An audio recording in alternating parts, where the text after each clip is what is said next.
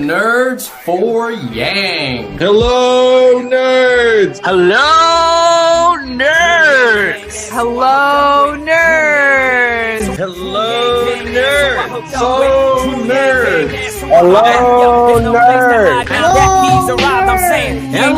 Now with this campaign, bang, dang, it's and true. Come roll with the Yang Gang. Hello, nerds. Hello, nerds! Great to be here. Steve, welcome back to the Nerds for, well, you know, we're no longer the Nerds for Yang channel. We're now the Nerds for Humanity channel. Well, we're all transitioning in the near term from something for Yang to something for humanity. We're really just basically nerds waiting for 2024. You got that right. And little did we know, I got to tell you, I think about this a lot. So I had to introduce Andrew on primary night in New Hampshire. The night he dropped out. Yeah. It is unbelievable. That feels like it was a year ago. I know. It was, what, 3.5 months ago? It's crazy that it was only 3.5 months ago. Crazy. What has happened in the last 3.5 months since he dropped out is clearly unlike any 3.5 months any of us that are alive have ever experienced. Obviously, that was an extremely emotional night. And within weeks of that, as he often says, the things that he said were going to happen within a decade started happening within 6 to 8 weeks. Yeah. It's remarkable. I wish he was wrong, but the last 3.5 months have proven him even more obviously correct than some thought when he finished up in New Hampshire. Yeah, it's I mean, of course, like this whole coronavirus thing has been a world tragedy and, you know, pandemic, and you wish that we wouldn't have had it at all. On the other hand, like, I often wonder if it had struck us in, you know, let's say December instead of February or January, or if it struck us in November. Like, it seems like so much of Yang's platform and his very kind of problem solving, kind of cool headed approach to not left or right approach kind of thing, it seems so well suited for the time we're in right now. Do you ever, I mean, you probably would torture yourself as running the New Hampshire office, but I mean, do you ever wonder, like, oh man, the timing would just have been fundamentally different had this Corona thing hit us a couple months earlier? Yeah, I do. I mean, one thing about the quarantining, the pandemic, is virtually all of us have more time to think, to be with ourselves and quietly think, and not always be thinking about the next hour, the next day. There's obviously the reason that's happening is not desirable whatsoever, but the ability to have time to just be contemplative, is a gift in a sense. And so, yeah, you definitely think about this amazing experience that I had for close to a year, and to spend a lot of quality time with Andrew and Zach and the team, with thousands of New Hampshireites along the way. Yeah, I think that so many of the things that attracted people like you and me to Andrew early on, just more obviously well suited for the crisis we're in and the crisis that we're going to be in for the next several years. Even if we find antiviral medications, if we get that R under 1, right, the spread slows down, and obviously even until we get and past when we get a vaccine, the economy has fundamentally changed in a way that will be with us for the rest of our lives. Yeah, that's a big deal, and we know some of the obvious ways. I mean, Amazon stock is up about 25% since the pandemic hit this country, and it's not because it's funny, you know. It's not because they are gaming the system any differently. They're not doing something different from they were January. It's just that the American public has found the desire to have things brought to their door rather than going to somebody else's door, not just desirable, but necessary. This has been true for food service. It's true. The number of people, like my wife is finding with her business, more and more people are saying, I kind of think we should be doing more of this work from home thing. It's more efficient, higher quality of life. The productivity is the same or better. Why weren't we doing this 10 years ago? And now they're like, we're not bringing it back. You're not coming back. You're working from home. Yeah. It's going to change real estate. It's going to change the nature of office and commercial real estate. It's going to change the skill sets. It's going to increase the desirability of people with certain technological background. Things that we can't think about. But Andrew was on this in a way that no other politician I'd seen was on it. And I just hope that in his time with Vice President Biden, that we can maximize the influence he has on the thinking and the proposals and eventually the governance of Joe Biden. Yeah. I mean, it's unclear. We knew those retailers were teetering and that we're on borrowed time, but it seems like a lot of the ones that, are declaring bankruptcy or are about to, it may be hard for them to come back at all, even when we have the vaccine. And, we may just have accelerated where we were going to where we thought we were going to end up in 10 years. We may have just already gotten there. And it's crazy to think about how prescient the Yang campaign's platforms it was. But let's go back in time a little bit, Steve. I know I hope I don't bring you too much stress. That's okay. Post-trauma. Sure. But I don't know. As a political junkie, I was frankly shocked at the results in Iowa. I was very worried and frustrated when we didn't get into the last debate before the caucus. What were you thinking before the Iowa caucus? Were you thinking going into it that we were going to, at least come in, fifth or fourth or something? Or what were you thinking was going to be the result in Iowa? Well, to be candid, and I had made some tempered public remarks during the process. So I'm not saying anything terribly out of school, at least, relative to last fall or winter. I'm a New Hampshire guy, so bias alert, right? But I always felt, advocated for, and I feel like the data proved accurate, that New Hampshire was always going to be a much better fit for Andrew Yang than Iowa. And that's true for a bunch of reasons. Quick story that I would share with folks in the campaign going back to last year. So back in 2007, 2008, I was a big fan of Bill Richardson. I love Barack Obama. He was my second choice. And when Richardson dropped out, I was a big Obama guy. But I had met Bill Richardson early on, had an amazing resume. We connected on a personal level. We did not know how far Barack Obama was going to go in those early days.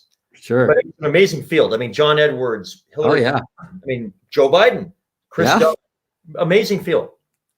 Richardson, at a certain point, they shifted the resources to Iowa, thinking that they had to do well in Iowa because it was first, or else he would roll into New Hampshire with no momentum. This is similar to what some on Andrew's campaign felt, that there was a necessity of having to go all in Iowa because everybody else was going all in Iowa. To which us in New Hampshire, we would say everybody's ignoring New Hampshire relative to Iowa in terms of resources, which would make an even stronger argument for putting your flag in the ground in New Hampshire. And it's a good Moneyball strategy. Yeah. Here's the challenge that happened with Richardson that I was afraid would happen with Andrew, and I think did. It's a caucus, and it means that you have to get 15% support in one of the almost I think, almost 2,000 caucus locations Mm-hmm. in order to get in the game in that particular precinct. Yeah. And so the problem is, if you're a candidate who's moving up, but is moving up from, say, 2, 3, 4, 5% to Mm-hmm. 7, 8, 9, 10%, it is a moral victory at best if you Yeah. get 11% in an Iowa caucus precinct, because those folks are not going to qualify. They're not going to be viable. And that means that they're going to be forced to either leave or consolidate with another candidate who did get 15% in that particular precinct. You could see this train coming from a mile away. So with Richardson, we were watching as he was moving up to high single digits, 10%, but he, instead of getting 8% of the vote on Iowa caucus night, he got about 1.2%, which may sound very familiar, because if you don't get pretty close to 15, Yeah. you might as well get 0. Mm-hmm. And all of that money, time, manpower to kind of move the needle from 3, 4, 5 to 8, 9, 10 has virtually 0 impact in terms of the number of delegates you get, the percentage of the total precinct vote, if you will, of the total caucus vote, and the media narrative. The media narrative doesn't care if you got 8% of the raw vote in Iowa. They want to know that final number, which for us was a little over 1%. And of course, nobody knew that Iowa was going to be the cluster that it ended up being. Yeah. That, of course, would have made doubling down in New Hampshire through pure serendipity even more valuable, because here in New Hampshire, we know how to count. So, we had our results by 10:30 on primary night. And by the way, if you get 9% of the vote in New Hampshire, guess what they put on the tally board? 9%. Which is kind of where I'm from. That's called an election. Yeah. So I have always believed that, and by the way, I fully expect that at some point Andrew will be running again, and I will be there for him. And I believe strongly that New Hampshire remains an outstanding fit for an out-of-the-box, unconventional resumed presidential candidate in a state where almost 50% of the registered voters now are undeclared, or what many parts of the country call independent. Mm-hmm. We love Gary Hart 1984. We loved Bernie Sanders 2016. We gave Ross Perot quite the listening, and when he was running in 92 and 96. There are examples. Eugene McCarthy. We love rebels. Jimmy Carter 1976. And this is true on both sides of the aisle. People like Pat Buchanan and John McCain in 2000 and 2008. This is who we are. This is part of our brand. Klobuchar was able to tap into that a little bit at the tail end. She had a really nice sort of ending to it. You could argue that Buttigieg, because of his somewhat unconventional resume, also ended up being a nice fit for New Hampshire. Those were second and third place finishers. And of course, Bernie continued to play the role of the outsider in 2020. And so if you look at the rankings, the top 3 were outsiders. Yeah. And who finished below that? Elizabeth Warren. Joe Biden finished 5th in New Hampshire. I mean, this is who we are. So I obviously still believe that Andrew and New Hampshire are the ideal fit.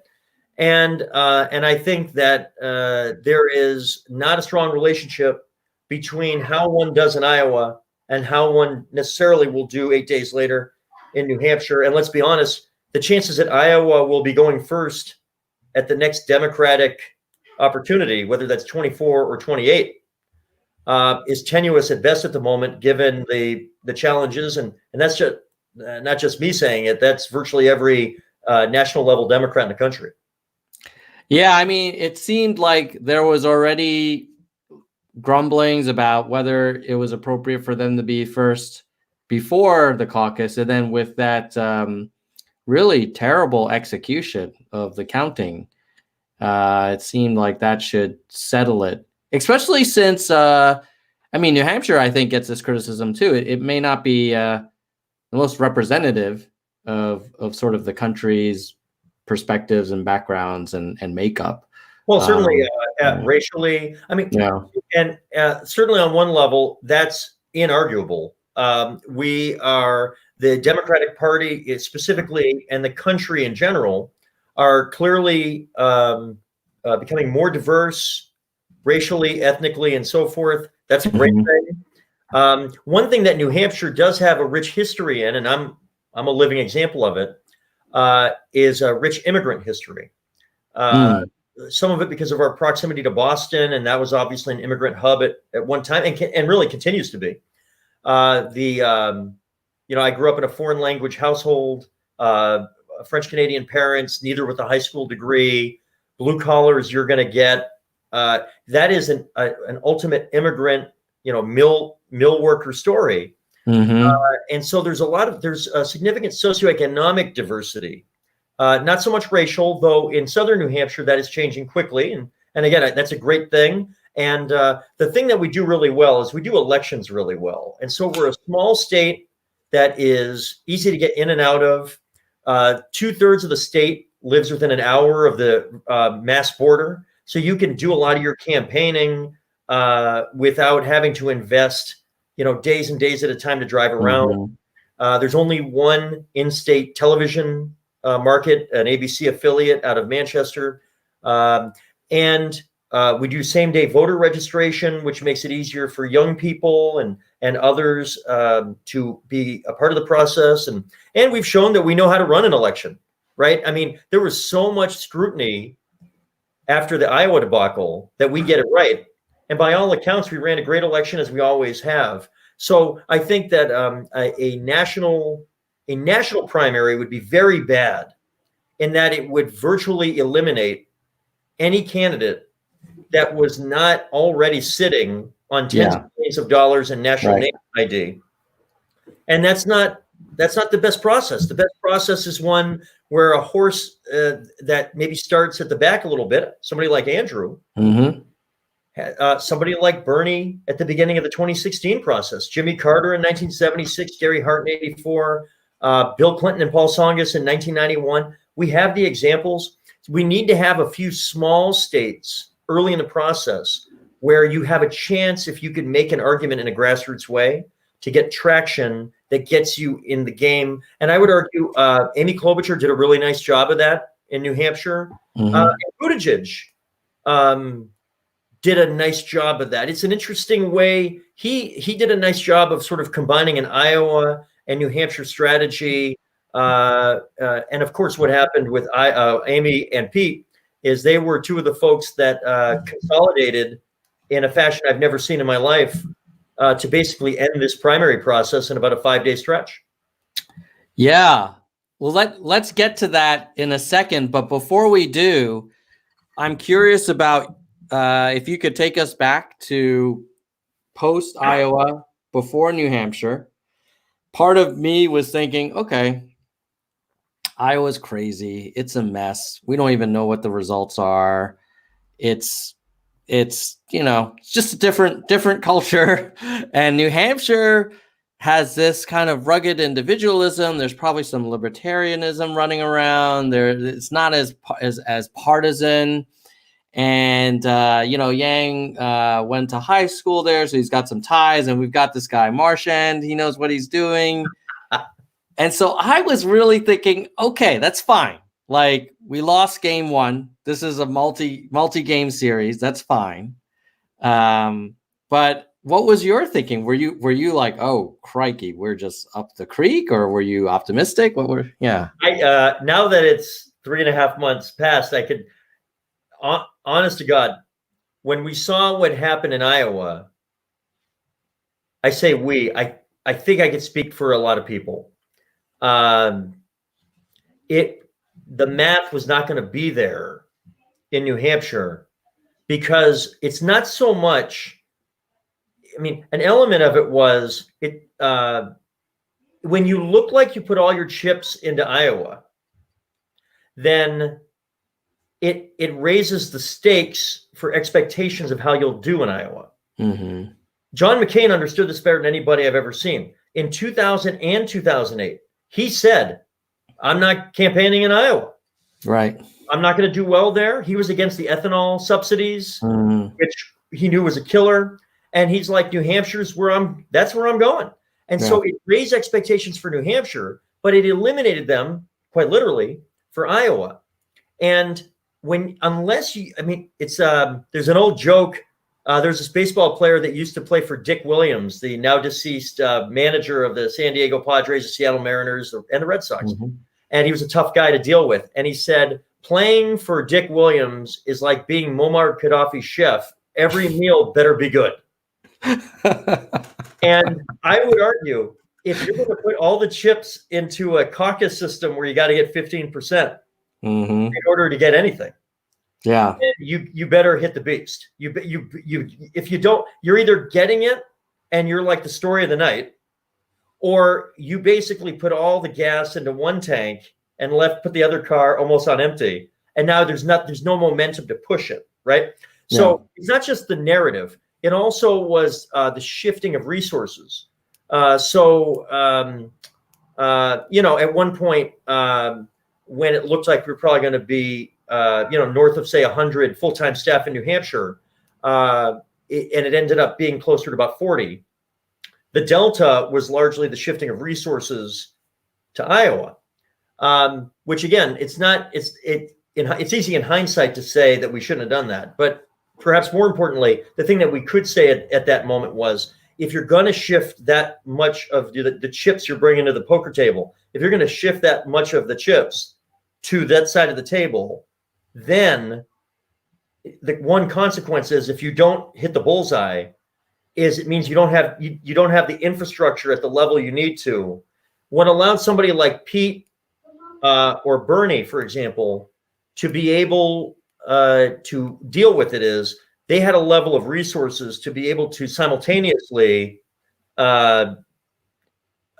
mitigate that risk that I'm describing. You didn't have to put all the chips. If you have enough chips, you can put a big stack in two places on the table. Yeah. But you have, what the campaign, through Andrew's performance, had a far bigger set of chips than anybody ever imagined he would. But even with that said, only a couple of candidates, Bernie and Pete, probably the best examples, only they had enough chips. And I suppose Bloomberg, who, by the way, just skipped Iowa. And so when he got 0%, nobody cared, because he said, I'm skipping Iowa. So if you have big enough chips, you don't have to risk it like that. So that's what happened.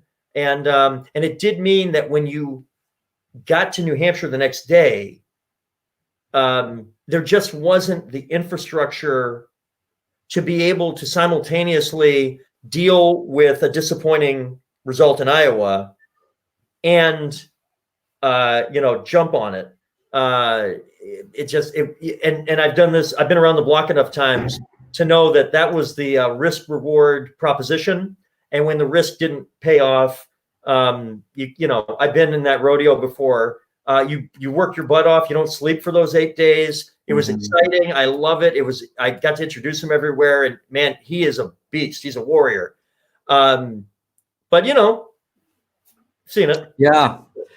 How much of a lead time do you need to have to make those kind of portfolio kind of optimization moves? Like, is it that decision had been made, to kind of really push most of the chips in for Iowa back in like November, such that, you kind of had to make the bet at that point?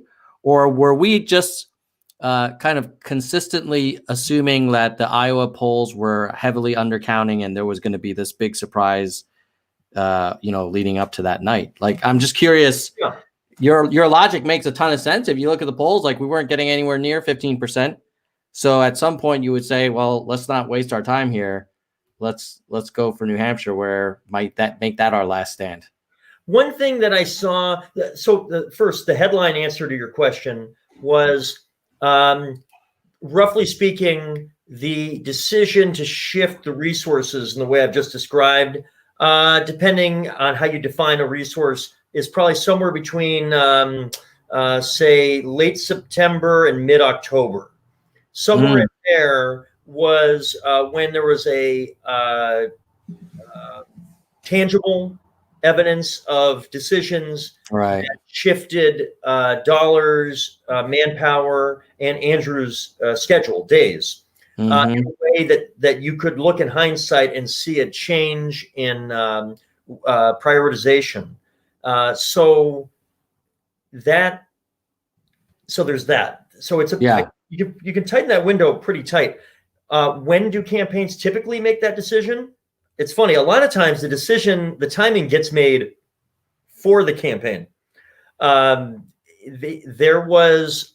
is not the case with our campaign.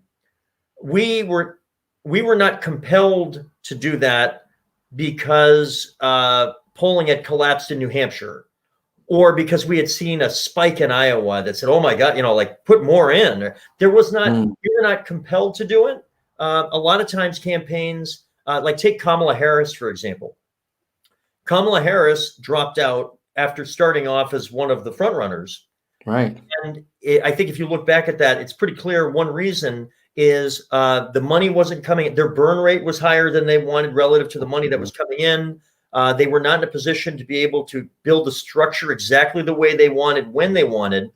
They made a decision that if they had to pick, a lot of campaigns decided if I don't do well in either Iowa or New Hampshire, it won't matter how I do in South Carolina. So it's almost like a slingshot effect where you would take resources away from South Carolina.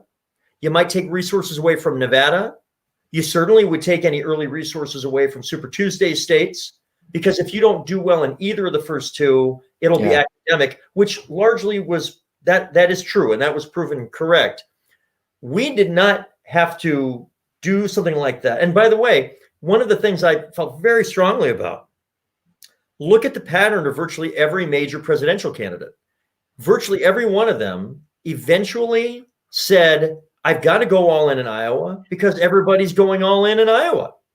So Kamala Harris said, I'm going to effing move to Iowa. That's her quote that was caught by a hot mic. Moving to Iowa. Cory Booker near the end said, I'm putting it all on the line in Iowa. Yeah. Most of Amy Klobuchar basically said, if I can't do well in Iowa as the Midwestern moderate, right, then it doesn't matter. This was true of candidates that didn't even get close to the starting line.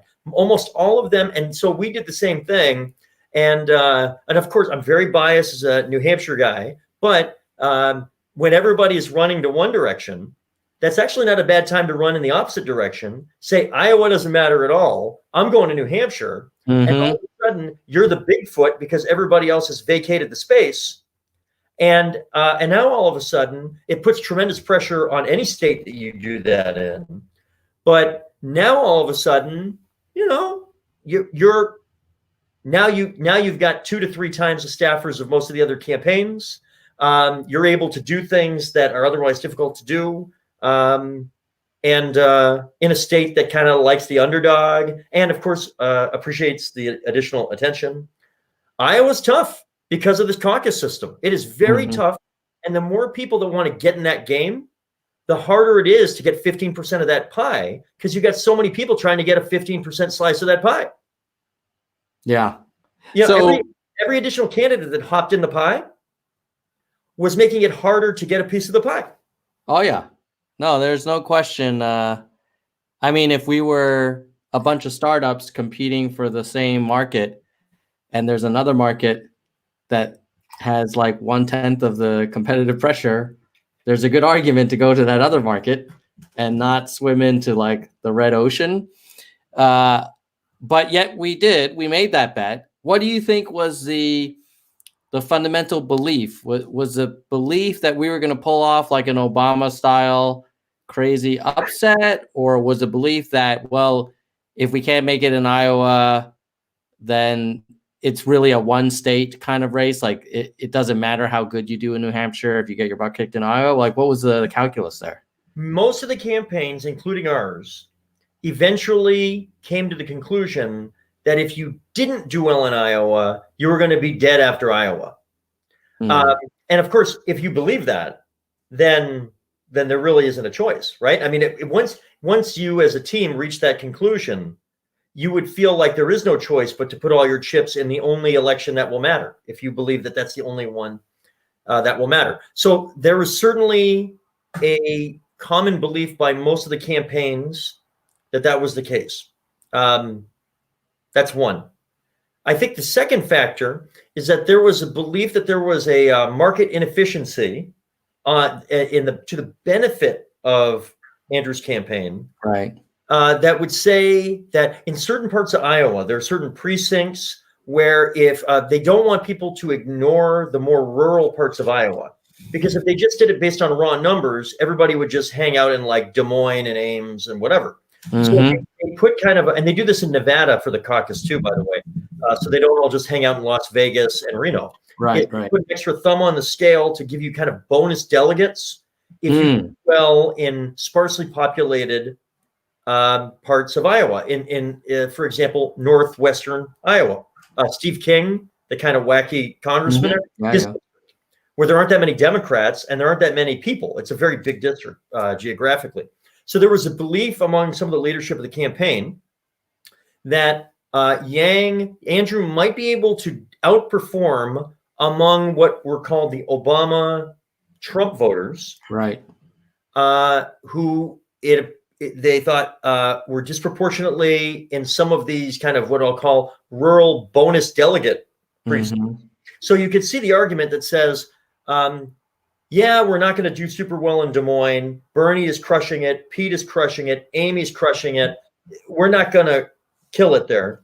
But if we can find the market inefficiencies in the caucus system, then we can outperform. And so all of a sudden, in this argument, you may only get 9% of the popular vote. But because of how you've done it, now maybe you can get double-digit percentage of the delegates because you picked the right places to do it.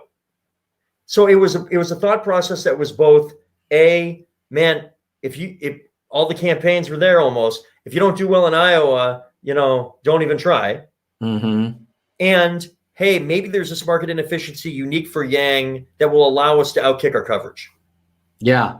Well, that makes, and what do you think we would have needed to have done to give us that kind of catapult into New Hampshire? Obviously, 6 and 5% in the initial alignment was not good enough. Like, had we come in and looked more like Klobuchar, come in 5th with like 12% in the initial and final, you think that would have been enough, or do you think we would have needed to come in even higher? The argument going back to the fall of 19 internally was that a top 5 finish would be enough to get positive momentum that would basically allow the disproportionate investment of time and money and people to lead to a boomerang effect in New Hampshire and beyond. So the thought process always was 5th or better. Right. My contention was and is, I think in hindsight that was probably true. There were 5 candidates, as you showed the data there a moment ago, that got basically any support, any delegates, double digits, right? You can, the floor drops out because you don't get 15, you might as well get 0, and that you can see exactly what happened. Klobuchar didn't get 15, but she was getting 15. She was close enough that she was getting 15 in a lot of places. And not able to get more than 12% of the delegate equivalence, which is what matters. But if you're not pretty close to 15, you're at 0. And you can see this chart actually is a good example. I mean, everybody else was literally at 0. And we were the one campaign, because Steyer even pretty much gave up on Iowa outside of TV ads, that we were the one campaign. Unfortunately, when Booker dropped out, Harris dropped out, Gillibrand dropped out. When all these candidates were dropping out that were kind of big names, it had the effect of devaluing finishing 5th or 6th.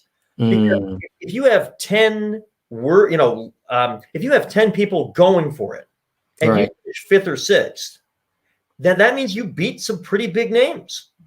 But as you can see from this chart, if you don't finish in the top 5, you're hanging out with Deval Patrick. I mean, literally, like, there's just not enough, like, nobody's you don't get delegates out of it. So it's that we could never have known. Like, I mean, Kamala Harris was literally talking trash about I'm effing moving to Iowa. Yeah. And the idea that she would drop out a couple months, like just drop out of the whole race a couple months later. I mean, nobody saw that coming. So all of a sudden, it wasn't like, hey guys, maybe we finished 6th, but we beat Booker, Harris, and right. It was like, hey guys, that could have been the story. Yeah. We beat Michael Bennett and Deval Patrick. Yeah. And people are like, that's not interesting.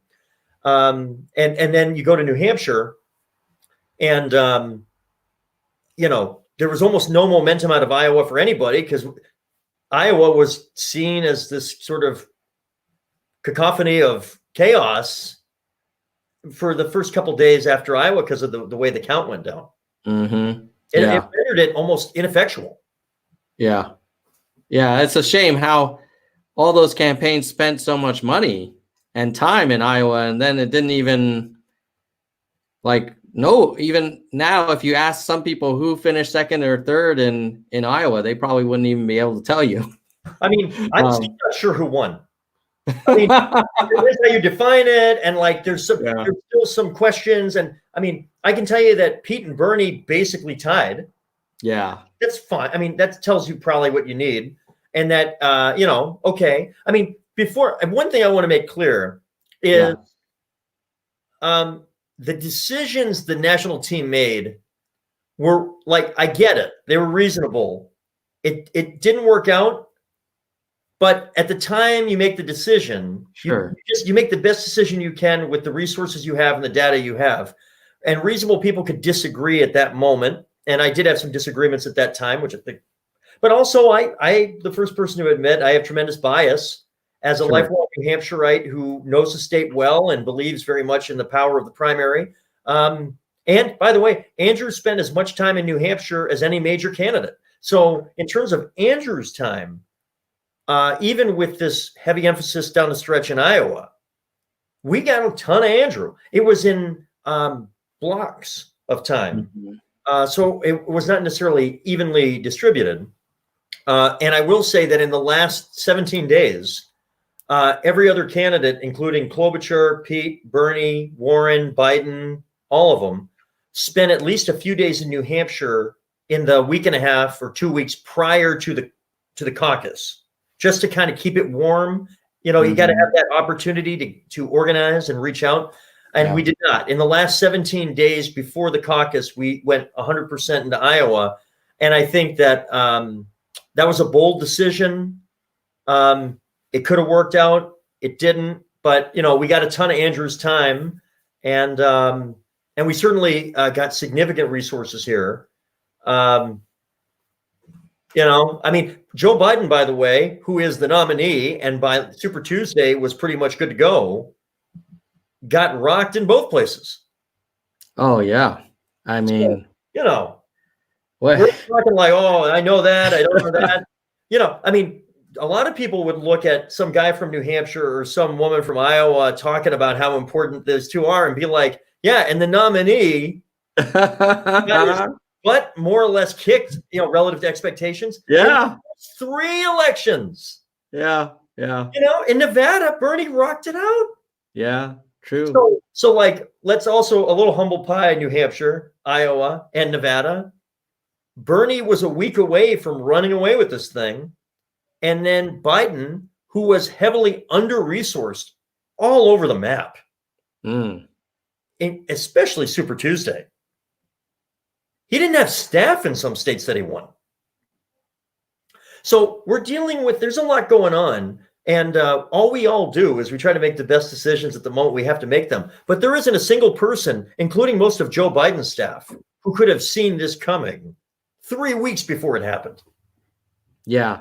I mean, let's take a look at those New Hampshire results. So, I mean, we talked about Iowa, us coming in 6th with 5% in the initial. The 2.8% in New Hampshire, I was surprised by, to be honest. I thought we would do better. What do you think was the driver for, in some ways, us doing worse in New Hampshire than Iowa? I mean, clearly, it sounds like we spent more resources in Iowa than in New Hampshire. But I don't know. I guess I always thought that steely New Hampshire independents would say "F you" to the establishment, or the usual suspects, and go for give someone a chance. But it didn't happen. What do you think? What's the story there? Well, if you look at the tracking polling in the days between Iowa and New Hampshire, every day is a week in terms of the intensity, and so the tracking polling is day to day. There was this brief moment, and I may be off by a point or so, but the trend line is accurate. Right coming into New Hampshire, we had some polling showing us in New Hampshire before Iowa in the high single digits and going up. And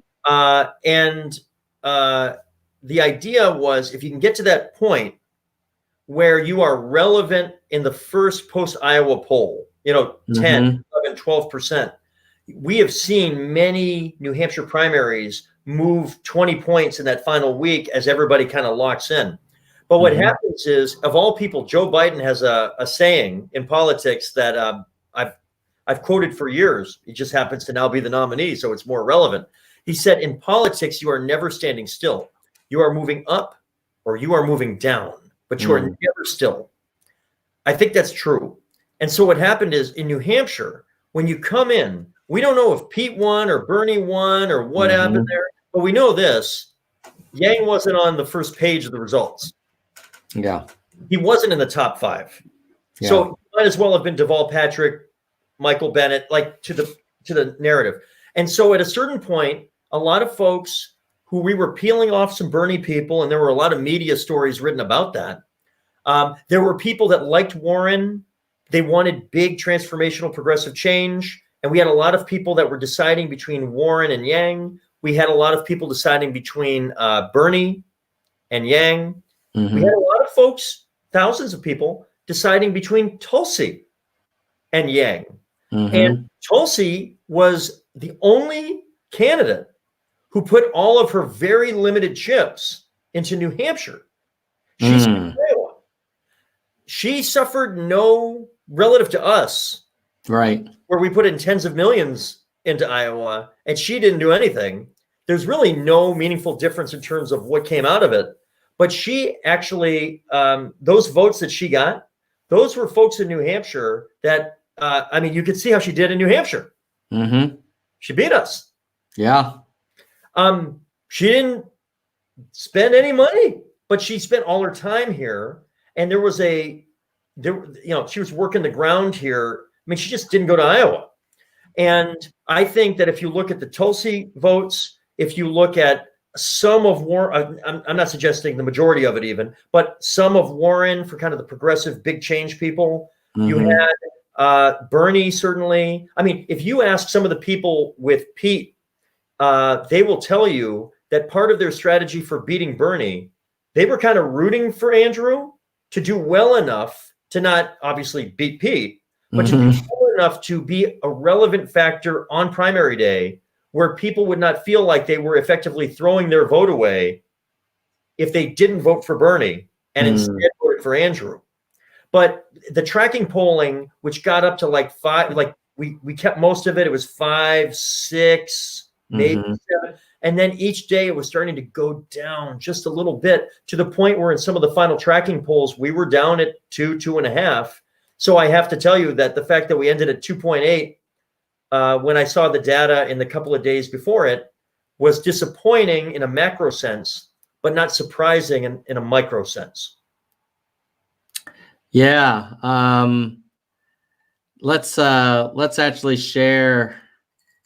I just pulled up the from the archaeological dig, some of the New Hampshire polling, and you see Yang is the this sort of like what a blue-green line. Yeah.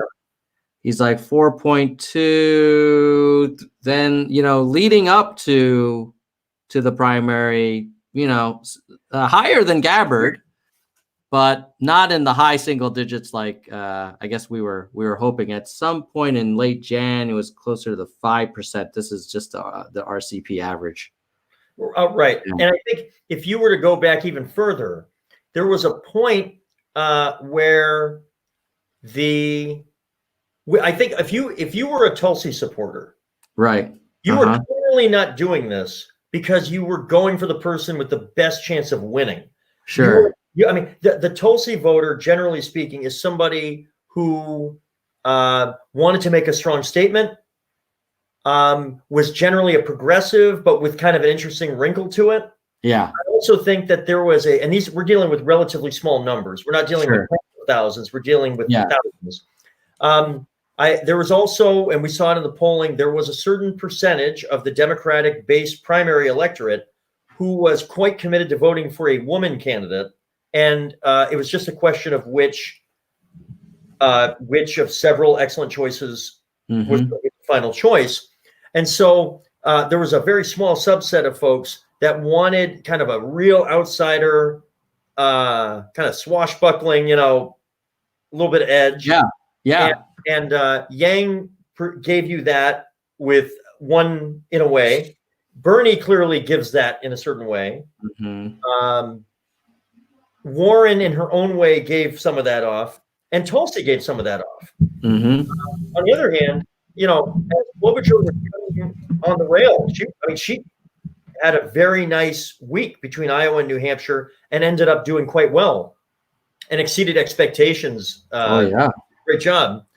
Klobuchar, and I saw it firsthand. And if you look at Klobuchar relative to Warren had one of the most disappointing nights in New Hampshire. I don't think anybody would dispute that. Right. I mean, at one point she was the front runner briefly in the fall. Neighboring state. Right. Totally. It was sitting here. And in 2018, remember, it had been the year of the woman. Democratic female candidates in primaries were dominant. I know this firsthand from my own experience in 2018. And so there was a reasonable expectation. Why would that be any different in 2020? Right? It's not as if the gender balance suddenly became all equal in 2018. Oh, good. Hundreds of years of history. We took care of that. I mean, there was still a lot of work to do in that regard. And there was an expectation that in 2020 that would continue. I do think we talked to people who were soft Warren supporters, but felt like she just didn't have the gas in the tank to go there. She was going in the wrong direction. And they saw Klobuchar as the woman that had the best chance of really doing something on primary night. And so for the not insignificant percentage of primary voters who put voting for a woman at the top or near the top of their priority list of choosing, Klobuchar was, as you can see from these totals, clearly the momentum candidate. Oh, yeah. So what a showing for her, huh? I mean, sometimes it's not just ideology. I think Klobuchar clearly was projecting more, moderate, progressive. We can oversimplify. But clearly Klobuchar was projecting something that was different from what Warren was projecting ideologically. Yes. But there was a percentage of folks who said, look, I'm voting for a woman is an important part of my process, which totally understand and respect. And if that is sort of a first screening, and you go, okay, now, and remember, by then, Harris had dropped out, Gillibrand had dropped out, long ago. Most of those folks were not going to be terribly interested in Gabbard or Williamson. So it really came down in those final days, if that was sort of an initial screening of your voting process in New Hampshire, to Klobuchar or Warren. And one of them was moving up to Joe Biden's term, and one of them was moving down. And people felt like, here we go. So then what happened, I think, Bernie was a beneficiary of Andrew not doing well in Iowa, because if Andrew had gotten, say, 10% instead of 2.8, there's no question in my mind that would have disproportionately come out of the hide of Bernie, a lot of Tulsi's 3.3, and a small amount of Warren's vote as she was heading down anyway. Well, let's discuss that for a second. Let's say we had a magic ball, which we didn't, but let's say we did, and we knew that Iowa would be just a complete waste of resources. And we said, you know what? We don't think that we're going to get to the 15% or close to it in Iowa for There's everybody else is putting all their chips in there. The cost per voter has just gone up, dramatically. And we're gonna go for our New Hampshire McCain strategy. Yep. And we put all of our resources that we had put in Iowa, we put it in New Hampshire instead. All of Andrew's time. And let's say instead of ending with 2.8, we would have ended with, call it 6.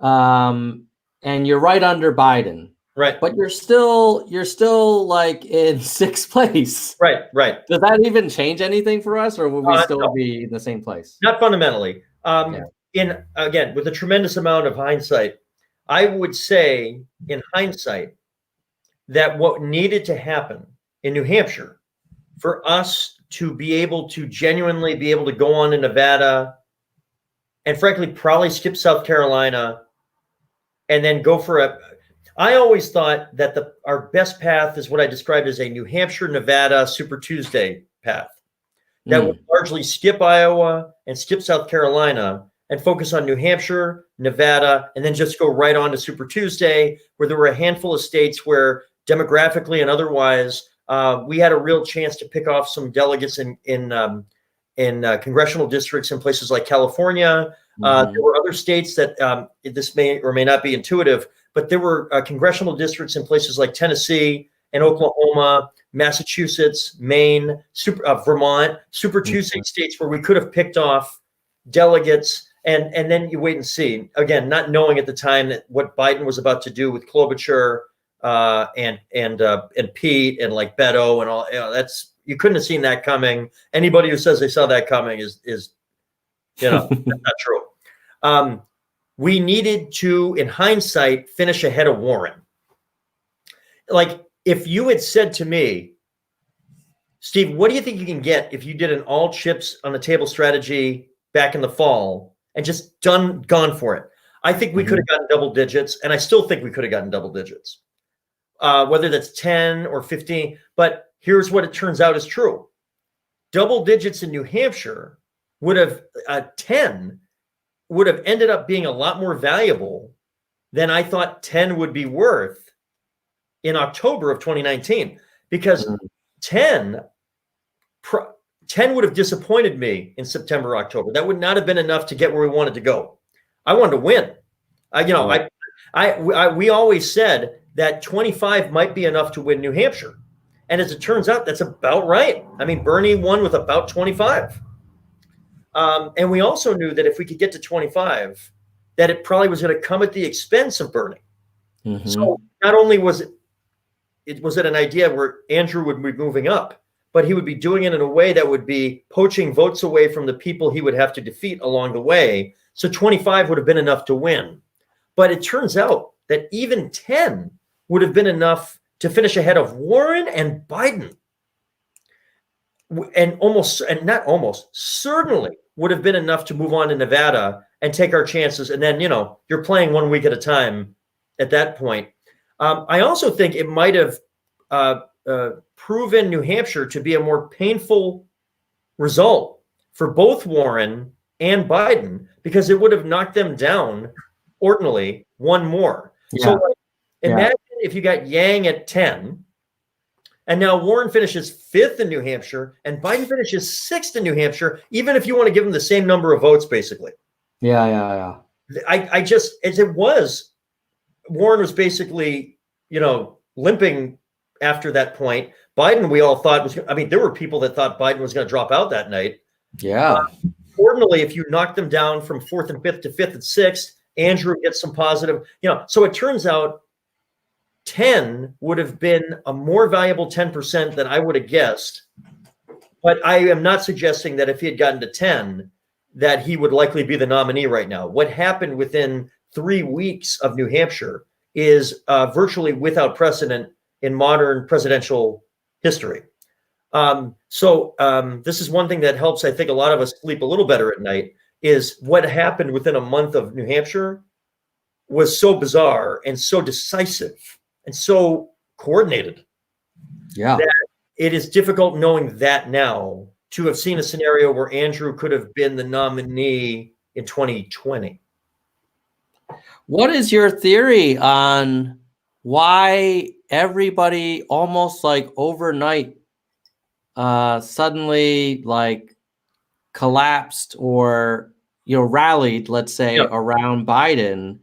Was it really this kind of tremendous fear of Bernie, or was there something else? Like, I was surprised that everybody kind of counted to three and all dropped out at the same time and then endorsed Biden, concurrently, because he wasn't, to your point, I mean, other than South Carolina, he looked like a very weak candidate from the results.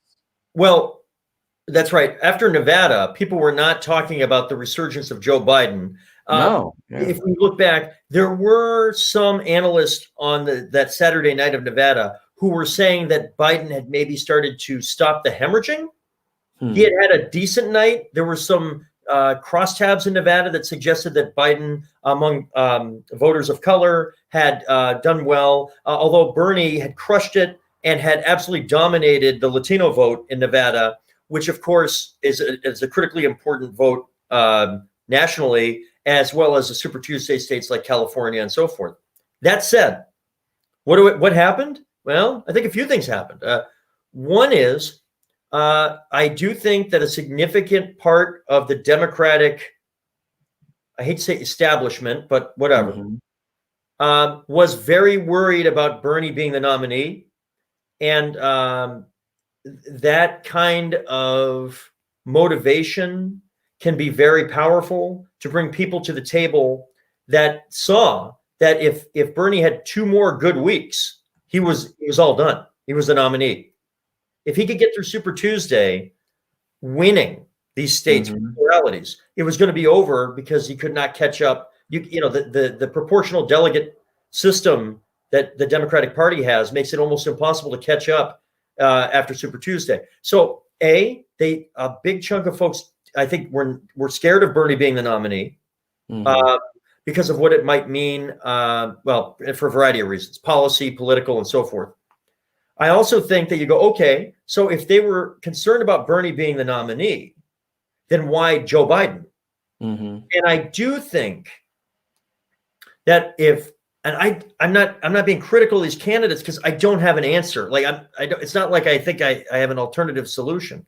If you look at Klobuchar, Warren, and Buttigieg,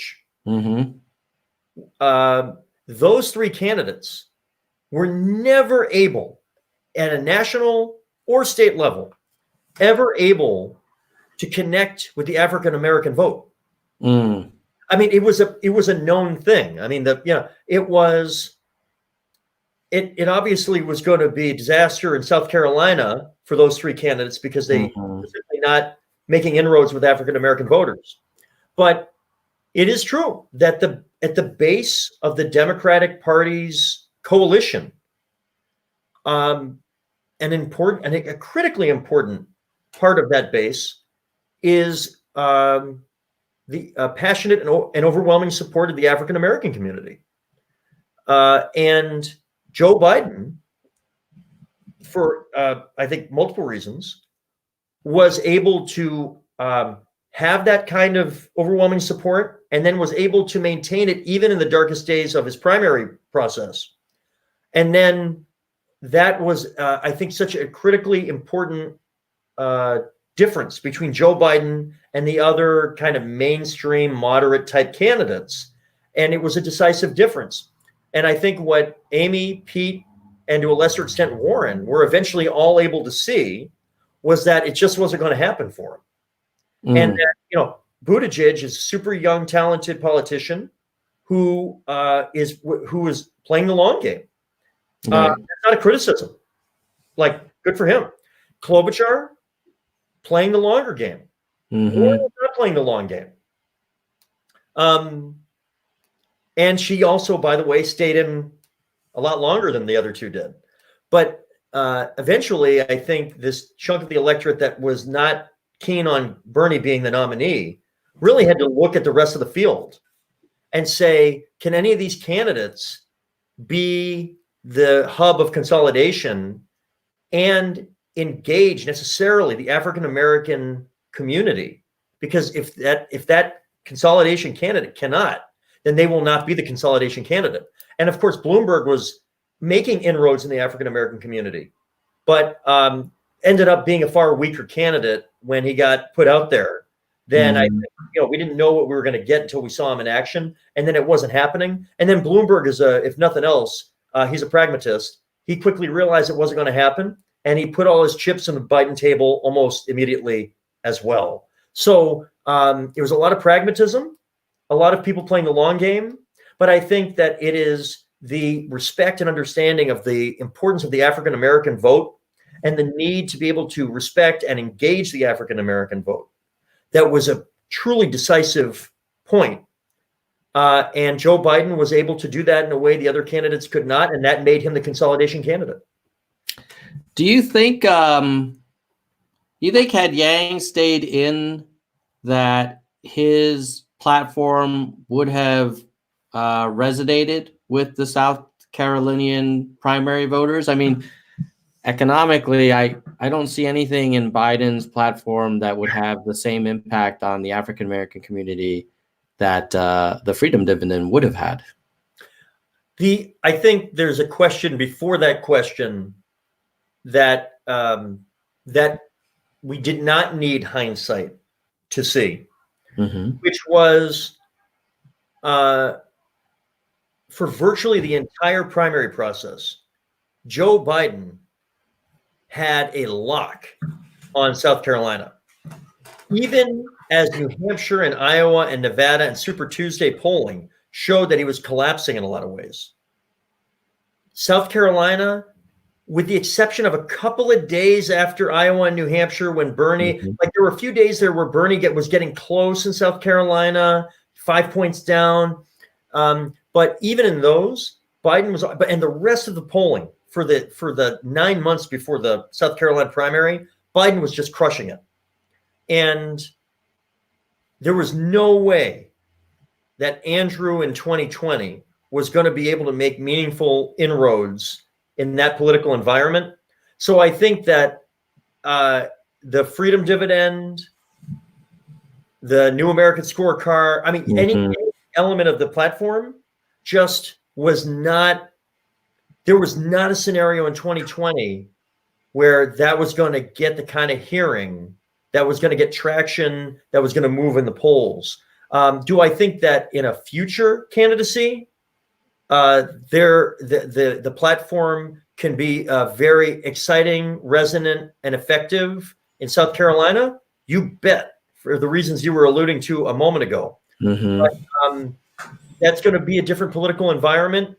Joe Biden had a unique strength in South Carolina that never went away, and indeed proved decisive towards his nomination. Steve, I know you're a good Democrat. You've been a Democrat for a long time. A lot of us are finding it hard to feel really excited about the Biden campaign.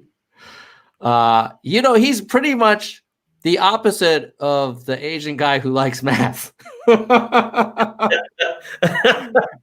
I don't hear a lot of statistics or a lot of kind of brand new ideas coming out of him the way we did from Andrew. And I'm just wondering, of course, we all want a new president, then we want to replace the current one.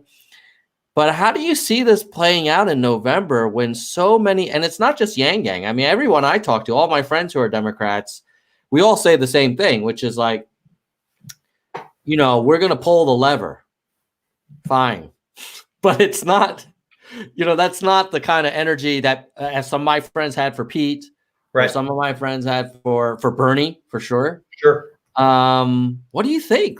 Is this going to be a bet on Trump just sort of pissing off enough Democrats to cause him to lose? Or do you think Biden's going to somehow bring something to the game that he hasn't thus far? There's two questions, right? There's beating Donald Trump in 2020. And then there's the second question of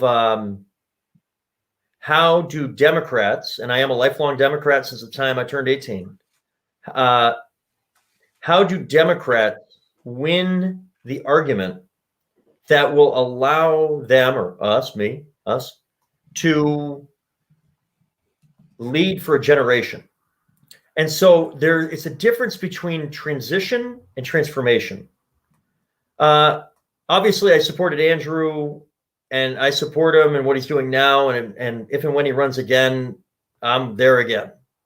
And part of that is because Andrew Yang is a transformational figure.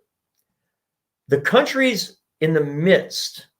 This is a roundabout way to answer your question, but I've been thinking about this for a long time. It's part of why I put a year of my life into Andrew. Every 40 years or so, the country enters a period of transformation. Sometimes you might like it, sometimes you might not, but it's pretty predictable. Ronald Reagan, FDR, Teddy Roosevelt, Abraham Lincoln. Maybe it's luck that we've had larger than life figures run for the presidency at moments of transformation, or maybe it's not. Maybe people are drawn to these moments. But what you find at the end of one of these periods is that gas runs out of the tank on the ideology that led to the beginning of the transformational moment. So Jimmy Carter is a great human being to this day. Mm-hmm. But nobody would call him a transformational president. He was a transitional president as the New Deal, the FDR era that got us, through Truman and Kennedy and LBJ. And then you had Nixon with the Watergate and the resignation. And then you got Carter. It was this extremely messy transitional moment while the country was trying to figure out where we were going to go for the next 40 years. The same thing happened when you had Harding, Coolidge, Hoover. We have a depression. The depression kind of moves the ball on transformation occurring. The same thing happens. Teddy Roosevelt, an accidental president, right? He gets in off of an assassination, but there was a period where we had all these incredibly forgettable 19th century presidents.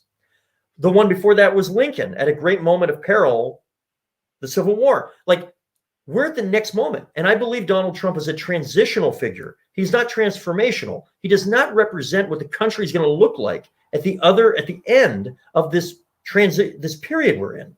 But the Reagan era is over.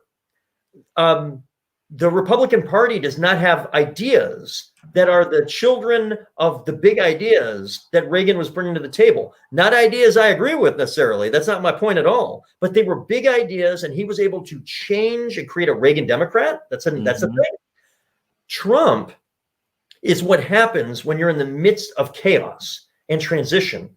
He squeaked out a win, but he does not represent the other side of this messy transition we're in. One of the two parties is eventually going to figure this out and deliver a transformational message and messenger that won't just win the election, but will end up leading America into the next 30 to 40 year period of big ideas. And I work a lot on hope. What I'm hoping is it's a Democrat with progressive ideas that's driven by data and math and science, that understands the economy has fundamentally changed and that we have not changed with it. The tax code, the way we raise and spend money. Does this sound like a candidate we know? I mean, this is somebody that represents the diverse, immigrant-driven, youthful, charismatic. I mean, Andrew is that package. I believe that to this day. But sometimes, just as Reagan had to run in 68, a short aborted attempt, and in 76, where he almost beat Ford, a sitting president, it took that time. It's not unusual. It's hard because whoever the transformational figure is, it will be somebody out of left field. Lincoln was out of left field. Roosevelt was pretty out of left field. FDR, not as much. Reagan was an actor who used to be a labor leader in the Democratic. I mean, his story is unlikely. Now, Joe Biden is not any of the things I've just described. I was about to remind you of that. But Joe Biden, if you listen to him, he actually uses the language that acknowledges that he is a transitional figure. He actually used the word transitional. I don't know that he has thought in big picture ways the way I've just described about transitional presidents versus transformational, but he himself has used the word transitional to describe his own nomination. Right. I mean, this is why, by the way, the VP is so important, because that person may or may not be on the front end of what a transformation might look like as part of the bridge. Biden uses the word bridge to describe himself. So I think that we as a country, and certainly as Democrats, need to say Joe Biden is an infinitely better transitional figure and a much more ethical, thoughtful, progressive, data-driven, collaborative transition figure at a critical time in this country than Donald Trump will be on his best day by a 10,000 miles. And that is the pitch. Because on the other end of this, whether it's 2024 or 2028, there is going to be a transformational nominee by one or both parties that is going to change the game in the biggest way, ways bigger than we can even imagine. And this pandemic has accelerated both the day that that's going to happen, as well as the need for it to happen. And I think that person's going to be Andrew Yang, by the way. Amen, brother. It's just a matter of the path to get there. And Joe Biden presents a infinitely better transitional path, by his own words, to getting the country to where it needs to go sooner than later than Donald Trump ever will be. And that's how I look at this. And by the way, that's how Joe Biden looks at this. Yeah.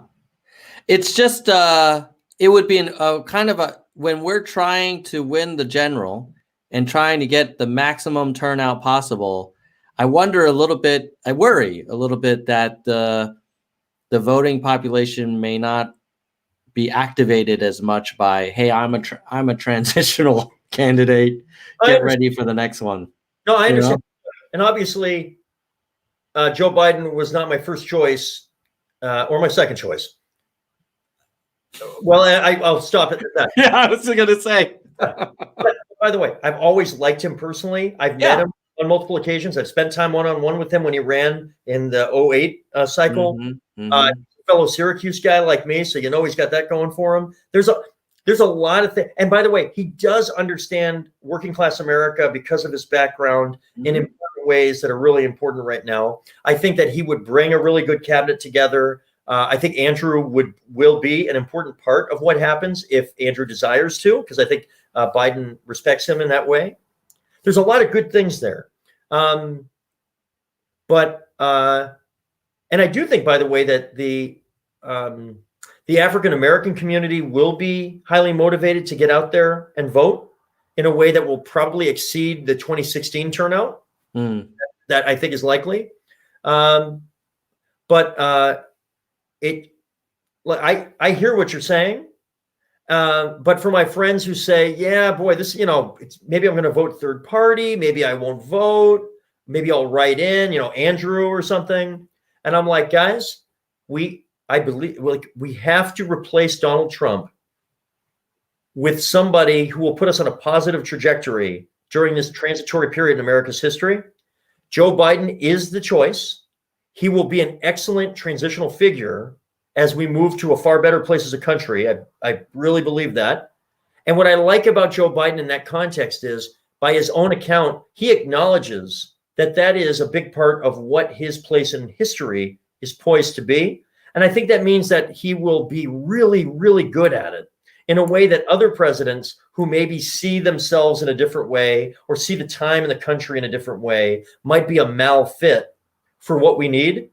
But if we're not going to get the Andrew Yang, once in a 30 or 40 year transformational figure in this cycle, and we're not, then by far the next best thing is somebody who understands where we're at, understands their role in it, and is equipped to do that really well at an important time in the country's history. Is that a bumper sticker? That's a big bumper. But I do think that Donald Trump has a way of motivating people on both sides of the aisle pretty well himself. True. Let me ask you this. I've heard this argument. Trump over Yang was saying, hey, I think his argument is that if Trump wins in 2020, it may set the table for a Yang victory in 24. I've heard other people make a similar argument, which is, well, actually, if Biden wins and his VP is going to be given sort of like the pole position to run, then that's not good for Yang either. Maybe we should just maybe if Trump were to win a re-election and really drives the country into the shitter, that there'll be even more openness for an unorthodox candidate like Yang. What's your take on that? I don't want Donald Trump to get reelected, and I will. I'm not going to worry personally too much about gaming out the next step or two politically for any candidate, including candidates I love like Andrew, because there's so many things we don't know. In 2015, the idea, not in like 2000, in 2015, if I had said to you, all right, get this, January 2015, Bernie Sanders is going to seriously threaten Hillary Clinton for the Democratic nomination. Donald Trump is going to beat like 16 other candidates pretty decisively by the end. And then, by the way, he's going to win the whole thing. No way. Like it's so difficult to game out 2 or 3 steps ahead. So to me, it's just the most important thing is defeat Donald Trump with somebody who has their act together. Joe Biden will be the kind of president that I've described today. That's a massive improvement. And then, you know what? If Joe Biden wins, I don't know who he's going to pick as VP. He could pick somebody who's 70 years old, and then he runs a second time. And that means that person would be in their like 78 years old in 2028, and they wouldn't be running for president because they're 78. At least I guess they wouldn't. Who knows what it is. He also could pick a 44-year-old. I mean, some of the people getting picked are like a 44-year-old vice president, and then he doesn't run a second time in 24, and then that person's a 48-year-old sitting vice president who basically gets a glide path to the nomination. Or maybe I could come up with scenarios up and down. We have no idea what's going to happen, but I know the next thing that needs to happen, and that's that Donald Trump needs to be defeated by Joe Biden. Like that's the option right now, and that to me is the number one priority. And I desperately want Andrew to be in the middle of policy and politics. I want him to run for president again. I want to be there on day one to help him run for president again. I think he's doing the right things right now to keep him engaged from a media point of view, policy. He's making friends. He's making a difference. He's actually trying to live the values. Jack puts in $5 million, and he doesn't create this enormous political infrastructure with consultants all over the place. He instead immediately flips it into a kind of micro version of an instant UBI for people that desperately need it. I mean, is that politically the savviest, like edgiest play? Of course not. Is it totally consistent with Andrew Yang? You bet it is. And it's actually going to help people that need it. He's doing all the right things to be in the middle of the conversation for the next generation in American politics and policy. And I just think he has a unique skill set that we just saw the tip of the iceberg that puts him in a position at the next opportunity to run for high office to be right there. What went through your head when you heard that Biden committed to not considering male VP candidates? I understand why he did it. I knew it meant Andrew would not be the vice president. I also suspected that it would intensify the parlor game of in the media, of trying to figure out who it would be, because the second you begin to answer questions from the media about specific people or characteristics of a person, and they're going to ask follow-up questions because they're hoping they can get you to answer the second question too. Right. Yeah. So I think it'll be great to have maximum balance on the ticket. I think Joe Biden also appreciates that we all bring certain perspectives to the table, and there's a lot of value to bringing a diversity of perspectives, whether it's your vice president, your cabinet, the people around the table. Like, there's a ton of value. You got to do it. That's where we're at. You got to do that as a country. We're a diverse country. You need a team that reflects that diversity. But, you know, it meant Andrew Yang wasn't going to get asked about being vice president, which, unless he was going to be the pick, you might as well take that off your plate so you can get to work on other things. Yeah. Did you think do you think he was under consideration, or do you think it was an unlikely pick anyway, even without? Well, no, think of it this way. This is a very Yang answer, I think. No single individual is ever going to be favored because there's such a large number of people that even the most likely pick for Biden is probably not more than a 1 in 5 chance, right? Just so many people. I mean, in our lifetime, we've had George H.W. Bush pick Dan Quayle when nobody thought of him, and we had John McCain pick Sarah Palin when nobody thought of him. And then there are other times where the obvious pick has been the pick. Do you agree with the gamblers? This is what the betting odds are suggesting, that it will be Harris. Do you think that's the choice? I don't know how she's not one of the final handful of potential selections. Personally, I look at the top 3 names on that board, and they're all bringing something different to the table, politically, experientially. Yeah. You know, I mean, with Warren, who you get the sense is sort of seems to be moving up on the moving up the boards here. Warren is 70 years old, so he's not bringing that kind of diversity. Obviously, she's a white 70-year-old woman, but some ideological diversity, right? Warren and Biden have butted heads when he was in terms of some credit related policy, banking policy. So I think I kind of like the idea that Biden would bring in somebody who was not always in agreement with him at every step along the way. She's incredibly smart. I love Elizabeth Warren, and she would be, if she's the pick, she represents somebody who I think would be given a very sophisticated and substantial portfolio, largely economic in nature, and really be given the opportunity to go get it. And I find that very exciting. I like that quite a bit. Klobuchar, also sophisticated, proved herself to be politically very skilled during the process.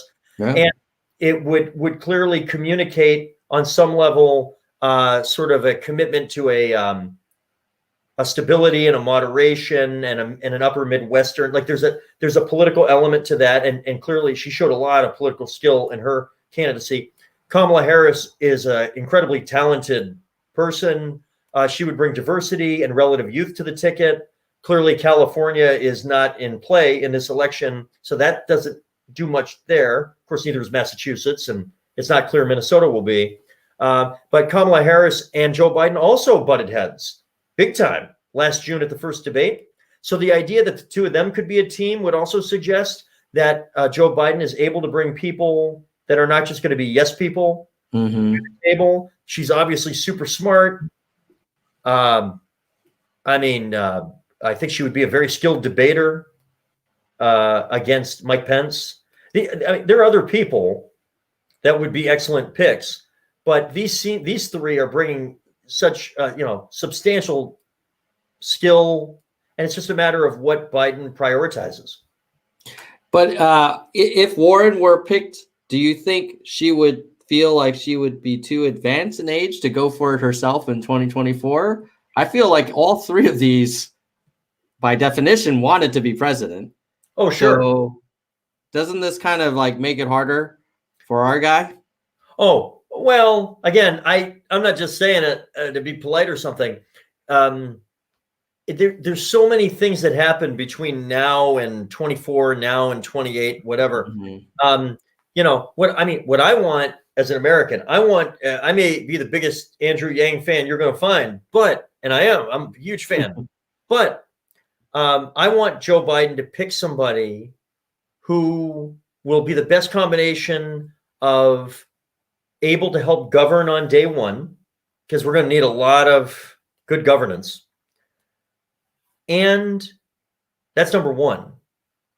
And to the extent that they can help politically to maximize the chance of victory, that's great too. So Warren's political advantage to me is that I think she would energize an element of the base that otherwise might not be as energized. Mm-hmm. Harris obviously would communicate diversity that probably would help generate enthusiasm in another part of the base. And Klobuchar, in theory, would communicate for, in some of these, Midwestern states like a Michigan, a Pennsylvania, Wisconsin, a certain kind of experience and political style that might be attractive for another kind of voter. Klobuchar is less about motivating than she is about persuading a subset of people that may be perceived as swing voters. I think Harris and Warren are probably more about motivating the base than they are about persuading people that are not part of the base. Right. Yeah. Well, I guess we'll watch with bated breath to see what Biden does.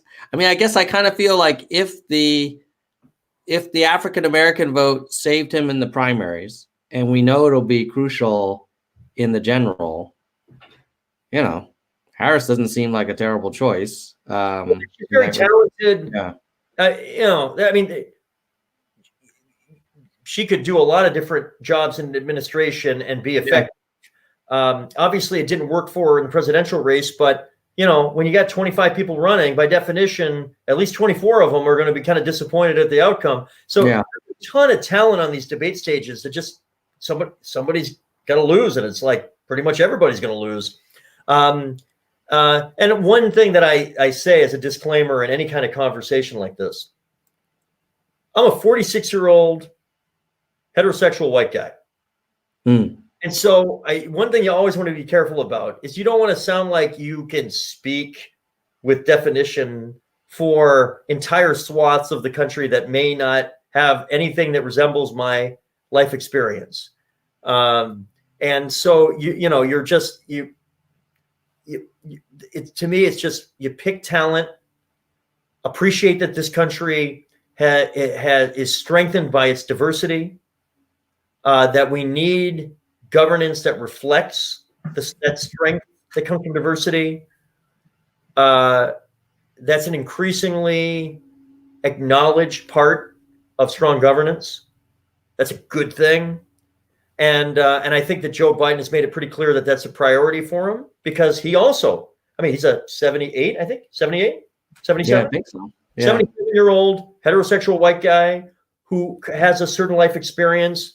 And I don't want him to surround himself with people with the same kind of experience. That means you'll have blind spots when you're making public policy. Even the best intended will have blind spots. So I think it's really important that not just the ticket, but the cabinet, the future of the Supreme Court, judicial appointments, mayors and governors, we need CEOs, entrepreneurs. We need that diversity of experience. That's how we're going to be the strongest country we can be. He seems to get that, and I suspect that'll be reflected in the people around him. All right. Do you have a few minutes to take a couple of quick audience questions? I know we're over time, and this is your weekend. How much time do you have left? Sure. Yeah. All right. We'll buzz through them. Okay. New Hampshire's pretty close. I think Biden's up by maybe high-ish single digits.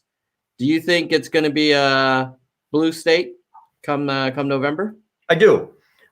It was very close in 2016, obviously. Mm-hmm. But if you look at it, Kerry won New Hampshire in 2004.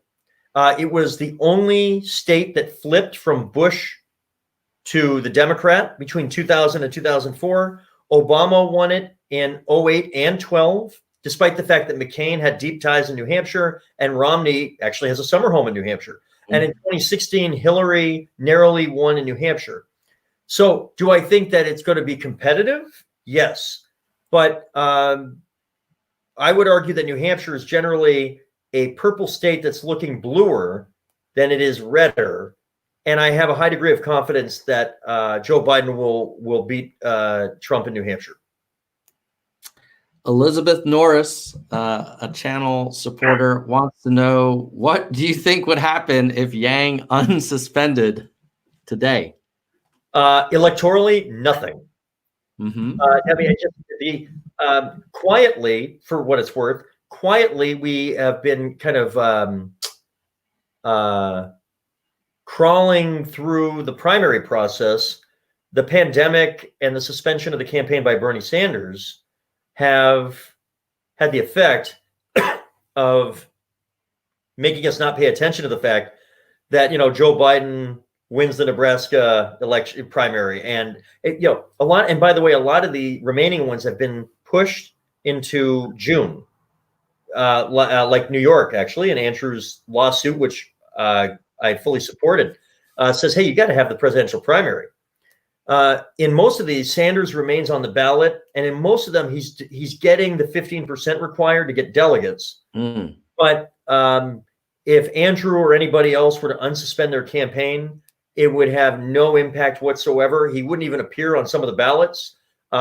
He would not get 15% in the current political environment in few, if any, of the states at this point. And it would not change the fact that Joe Biden is going to be the nominee.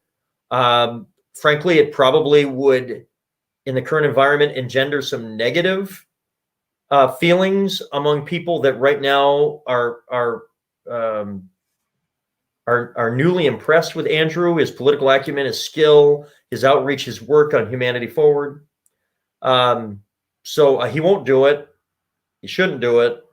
And it wouldn't do anything if he did do it, except for some marginal negative things for him. Yeah. I guess the only wild card is if Biden himself suddenly suspended his campaign, then all bets are off the table then, right?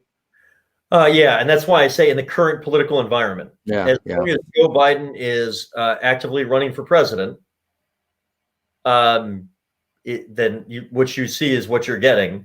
And then, by the way, and then Bernie is wildly ahead of anybody else for the second most delegates, not for nothing, and continues to get some delegates in almost all of these primaries, because if you get 15%, you get some of them. And in most of them, he's getting 15 to 30% because his name's on the ballot. And, some people want to communicate that they still love Bernie, or they're not big on Joe Biden, whatever. But Biden will be the nominee. If something were to happen, that's an entirely different conversation. But of course, that's highly unlikely at the moment. Yeah. And just to confirm, he is Biden is 77. He'll turn 78 a few weeks after Election Day. Oh, okay. Yeah. I mean, the trivia question: who are the two oldest nominees for president in the history of the United States? The two that will be the nominees this year. Yeah. Hopefully, the end of an era and the beginning of a new era soon after. Well, as a 46-year-old Gen X, we have been the skipped over generation. We're the smallest generation in terms of relative to the generations right before and after us in American history. We are surrounded by the baby boomers on one side, and what's that? I guess it's what, Gen Y? Is that what they call it for us? And both are enormous in terms of percentage of the population. Gen X is much smaller. And the ramifications in policy, cultural, and so forth are amazing.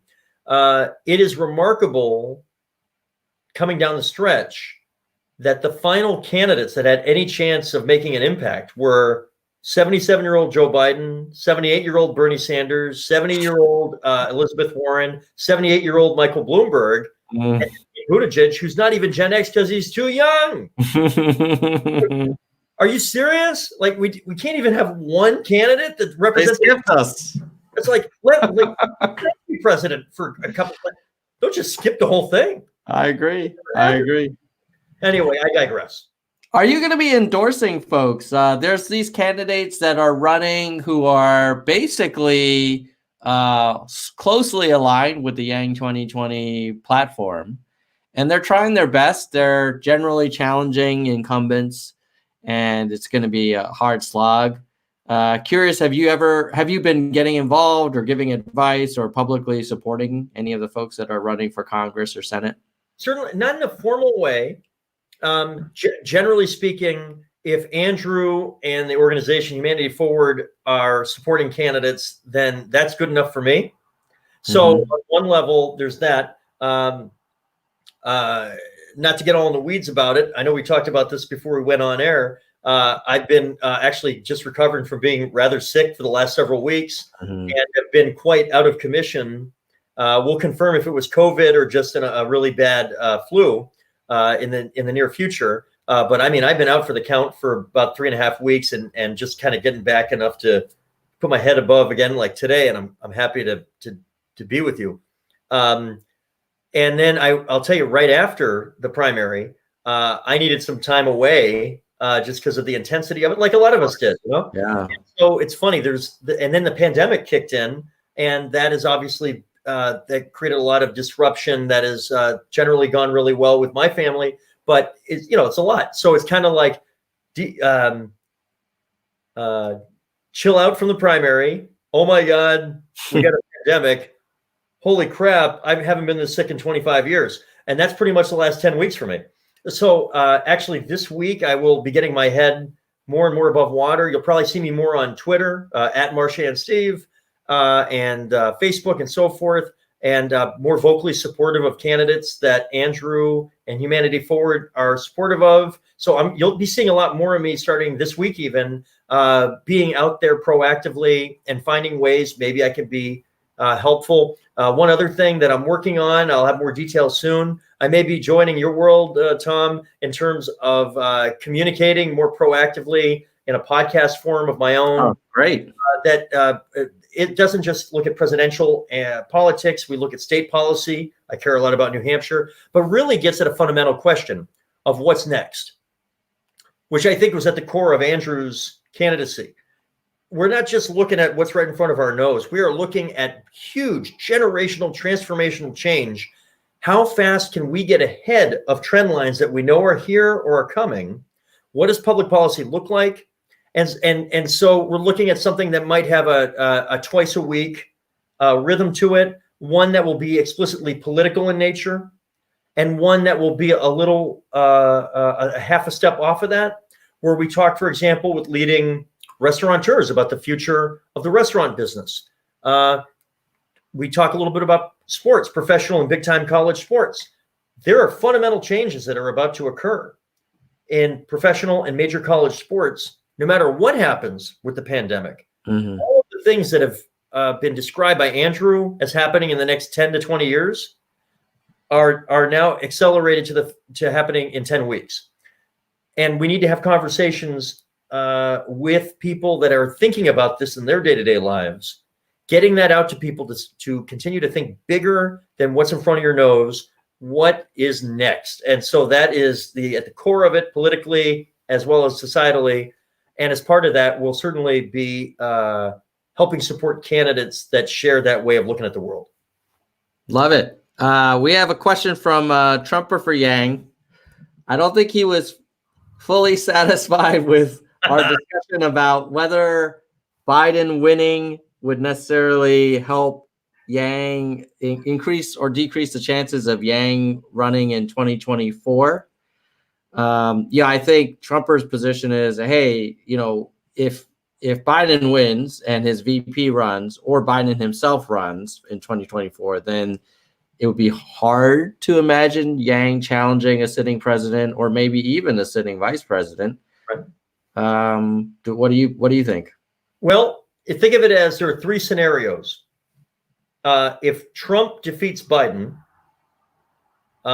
it's clear that Andrew would have a clear path to running again in 24. And I believe there would be a lot of momentum to do so, and I believe he probably would. That's an easy one. If Biden were to win and then decide not to run for a second term in 24, it would probably depend on who he picked as vice president, the perceived success or failure of the administration by the broad electorate and by the Democratic base, as well as some of the characteristics of who that VP would be. Those factors would go into it. So it's until you know who it is, and it's very hard to speculate.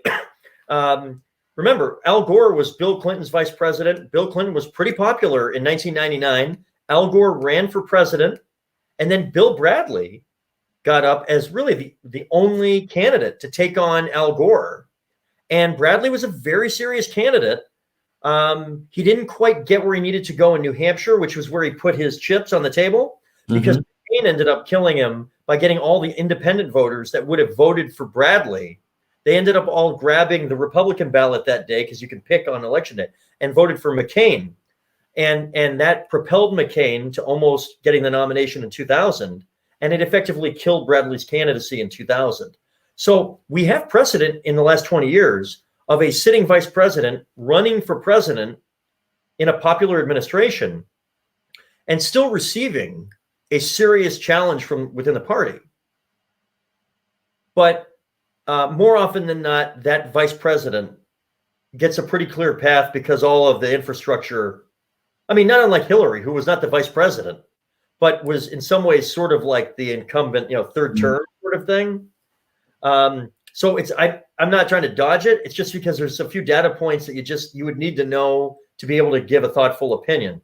But if Trump wins, you would think, yeah, Andrew would, man, that would be a path that you think he would go for.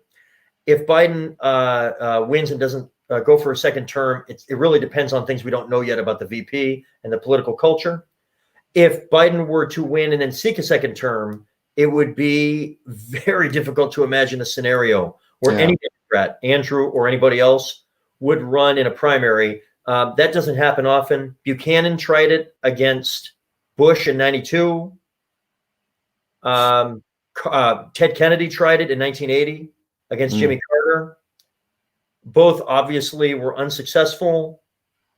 And both, as is true historically, when a sitting president gets challenged when seeking a second term, traditionally that candidate goes on to lose the general election, because it suggests a serious weakness of support within the base that then lingers to the general. And I don't think Andrew has any interest in anything like that. So in one scenario, he probably runs. In another scenario, he almost certainly does not run. And in the third scenario, ask me at the end of the year, and you could probably give a more thoughtful opinion. All right. What about you, Steve? You've run for governor a couple times, and you're building a following. People like you. People in the chat are saying, "Wow, he's a very methodical guy, very reasonable guy. I like you." What are your plans? I'll probably run for office again at some point. It's the last couple of years have been politically extremely exhausting. Running for governor in 2018, and then being deeply involved in Andrew's effort. My kids will be out of the house before you know it. They're finishing their junior and freshman years of high school. I've been blessed to be able to spend a lot of time. The pandemic is awful in so many ways, but I feel very fortunate that one thing that my wife Sandy and I have been able to do over this last 10 or 12 weeks is spend a ton of time with each other and with the kids and as a quartet. I feel like we've come closer as a family. There's an old saying, a crisis doesn't build character, it reveals it. And I think that there's a corollary in talking to friends of mine who do family counseling, a psychologist friend of mine, and so forth. There is an intense amount of trauma and stress going on in households across America. Yeah. And I think, not unlike Joe Biden's saying that in politics, you're either moving up or moving down, you never stand still. I think that the pandemic in households, whether it's a single person who has lost connection with everybody because they have nobody they don't live with anybody, or a family, it reveals the nature of the relationships you have in your life because of the intensity of them. And I feel very fortunate that the opportunity to spend time with Sandy and my kids, all of whom I just love so much, has, if anything, strengthened our relationship even more, and has reminded me that no matter what you do politically, it's just the most important thing are your spouse and your kids and your family and your best friends. So I'll do the political thing again at some point, but right now I'm blessed that I'm getting to spend a lot of time with my family, because I was not able to spend that much time with my family while being so active politically. And that you never regret that, and you do that and you do it well, and then there'll be an opportunity before you know it to get involved politically again like that. Right on. Well, I think we'll end the interview with that. Other than maybe, let me just ask you, Steve, was there anything that we didn't hit that you wanted to talk about, or anything coming up that you wanted to tell people to keep an eye out for? Obviously, that podcast sounded really cool. What's the timing, and how do people sort of stay up to speed with what Steve? I would say in some ways, and this is, I think, very Yang centric. Twitter, it's funny. Some political movements and candidacies are very Facebook centric, and others are very Twitter centric. And I think it's pretty clear that Andrew, the Yang Gang, and so forth is much more of a Twitter centric following. Mm-hmm. You got to be careful about, because the world is not Twitter. No, otherwise we would have won by now. Right. I mean, he wouldn't just be president. He'd be prime minister of Canada, president of Mexico. Yeah, it's easy to live in the world of Twitter and forget that most of the world is not in the world of Twitter. That said, I think folks that will watch this, a lot of the Yang Gang, are folks who are very engaged in Twitter. And if so, you see the handle there at Marchand and Steve. As this develops more, you'll certainly be kept abreast that way. Facebook, because there's another part of the world that's very Facebook centric. If you go and find me, I've got my personal page, but probably more importantly, I've got my civic and political page, which just put my name in the search bar. Won't be hard to find. And then there'll almost certainly be a YouTube element to it as well. I learned from the masters like Tom. And one thing is, at the beginning, please accept my apology if the lack of polish on some of the production value. I don't want that to get in the way of starting to get some content out there, and then you improve the product as you move along. But there's been some interest in it. We got some early guests that I think would be people you've heard of and that would draw you, but also people maybe you haven't heard of, but have experiences in their sectors, which are going to bring very interesting perspectives about how the world is changing overnight, consistent with Andrew's worldview. And I want to challenge people to take it to the next level. Don't just tell me what's happening now. Tell me what it's going to mean for everyday Americans as we approach as I say, transformational change. Love it. Steve, I would kick myself out. I didn't ask you one last question. Okay. I was trying to think to myself, well, how can I get myself excited about November? And one thing that came to my mind was, well, what if I weren't voting just for Joe Biden, but I were voting for like a team? And so I was like, all right, whip out Photoshop, find a bunch of people I think are interesting. And I'm like, this could be quite a team of rivals, a dream team. Forget about the exact cabinet. But I usually a candidate doesn't talk about their cabinet. Well, I don't even know when they sometimes they don't even talk about them at all until after the election. But I kind of feel like Biden would be better served if he did start kind of that process earlier, especially if it's a transitional phase. So that he's like, hey, I've got this deep bench. This is an amazing team. This is not Jared, Ivanka, and Mike Pence, Right. I love it. Do you think, could you see him stepping ahead of the playbook and starting to talk about people he wants to see in his White House and get people fired up that way? Or do you think that's just too unorthodox? I definitely could see this happening. And we are in an unprecedented time, which, I talked to a lot of people running for office at the state and federal level who basically ask some form of, what am I supposed to do when I'm not even supposed to get within 6 feet of a door that I'm supposed to be knocking on all summer and fall. It's harder to raise money for most candidacies because a lot of people, especially low dollar givers, have felt negative financial impact from the virus. You can't do field in the traditional ways. There's a lot of things happening. So this is basically what I tell anybody running for office. Consider it an opportunity that almost anything you try will not be criticized as outrageous because you can't do the normal things. So I've been surprised to not see more politicians from the local level to the presidency throwing unorthodox spaghetti on the wall, because I don't think you can really, in a fair way, criticize anybody for trying things. And so I think for Joe Biden, one of the things that I would, if I were in his position, I would absolutely be picking my vice president sooner than later. I would absolutely be, even if I did not explicitly pick every specific person in position, I would be saying, I will tell you that these will be members of my cabinet. In some cases, I have a very strong idea about what it is. And by the way, in other parts of the world, this is not that weird. We call them, in places like Canada and Britain, the shadow cabinet.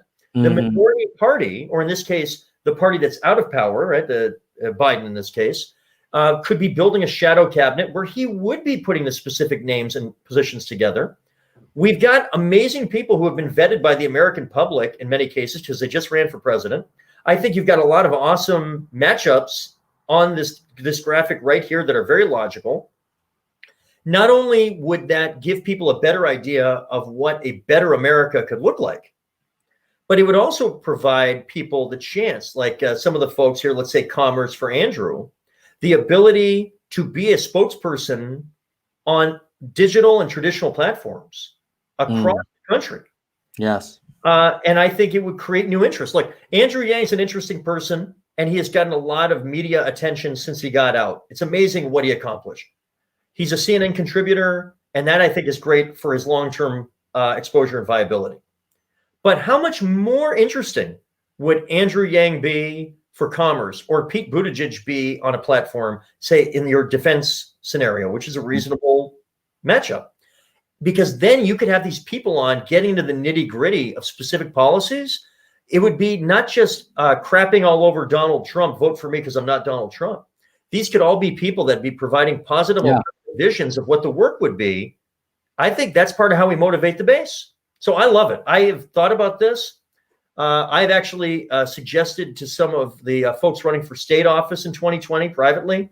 Got a couple folks running for governor in 2020, and what's an uphill climb against the incumbent, Chris Sununu. But I've suggested that they do a version of it. It's not quite the same for a variety of reasons, but put together elements of what your team would look like and get them out there, because you can't just literally sit in your basement for the next 6 months. Yeah. Like get interesting. If it doesn't work, don't do it anymore.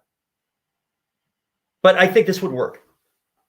I hope he does. I mean, I know personally, I suspect a lot of people would be way more leaned in if they were thinking about Team Biden versus just Joe Biden alone. Yep. Because when you match up the principles, I think to all of your points earlier, Biden is a better alternative than Trump. But when you match up the teams, and then you're like, oh, Mnuchin, Barr. I mean, I like the fact that, I don't think that everybody should be related to you in your cabinet. I'm like, I mean, this is outrageous. So, I mean, it's possible you could have a relative or two who'd be really qualified, but I mean, I know. I mean, it's just the nepotism is unreal. The lack of qualification combined with nepotism is unreal. And I think this is part of building Biden's case of sort of competency and but not for nothing. If we're talking about trying to communicate short-term transition presidency, but longer-term transformational policy, you could put together as part of the cabinet a face that would show youth, diversity, difference in opinion, which is a good thing, difference in experience, which is a great thing. Racial, ethnic, immigrant. There's so many exciting things you could project. And competence. Yes. Obviously, there were some candidates I was more excited about than others. But I'll tell you what, on these debate stages, there were very few candidates running that I could not admire elements of their experience. You know, there were people that didn't go anywhere politically in this process that I think in other political contexts would be very strong candidates. Somebody I talk about a lot is Jay Inslee. Jay Inslee was bringing things to the table that are incredibly interesting and sophisticated. He struck me as an incredibly likable person. Yeah. Qualified. He's served in Congress. He's been a governor of a mid-sized state. Like, he's got a likability factor that I think is very real. He could talk about the pandemic in a way that is more sophisticated than most because of Washington's experience.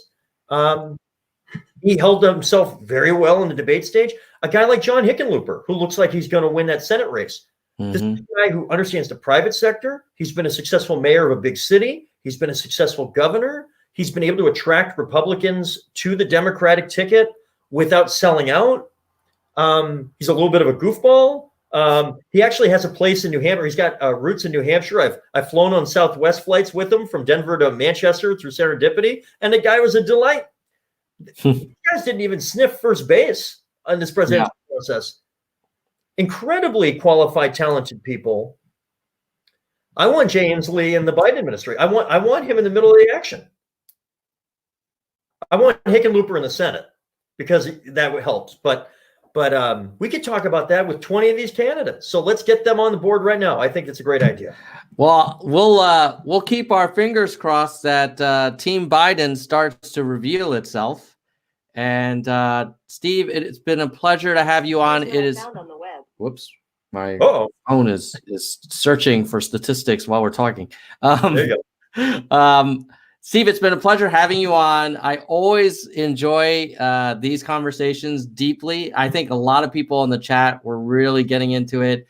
So if anybody's watching this live, don't forget to like and share so that, you know, Steve's kind of perspective gets as broadly discovered as possible.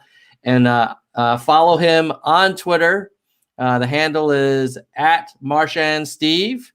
And look out for the podcast. And it sounds like a YouTube channel. So when you get the YouTube channel, we'll have to do a collaboration, sir. We'll do some of that. What I love, but one of the many things I love about the Yang Gang, about the Yang universe, is I see a lot of cross-pollination between kind of these, whether it's candidacies, nascent podcast and YouTube broadcast. There's a lot of trading back and forth that's helping us build this durable base.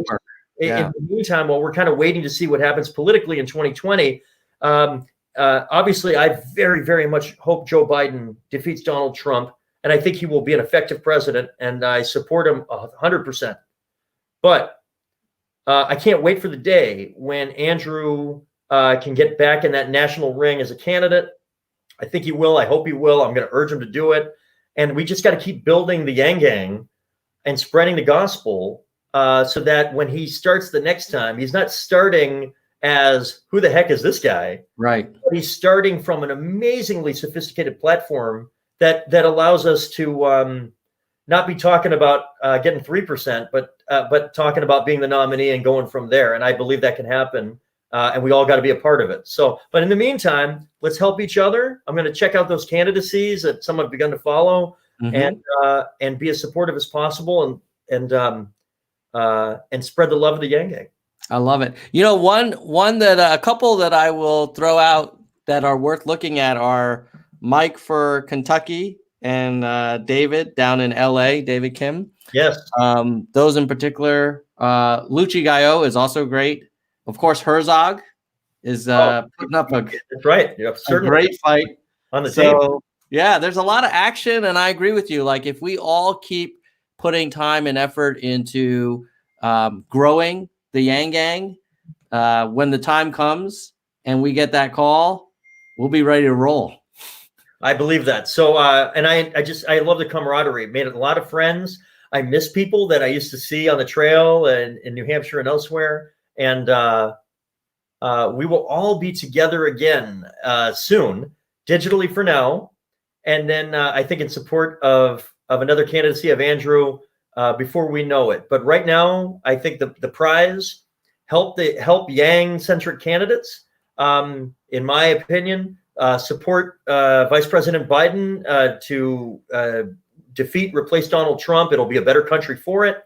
And then certainly along the way, urge anybody affiliated with the Biden campaign to put Andrew and his ideas and his time and energy in the middle of what they're trying to put together, their policies, a transition if and when he's elected, in the administration. We'll be a better country if Andrew's helping shape public policy. And we can lean on that, and we should. And that's one of our goals, I think, for the next 6 months.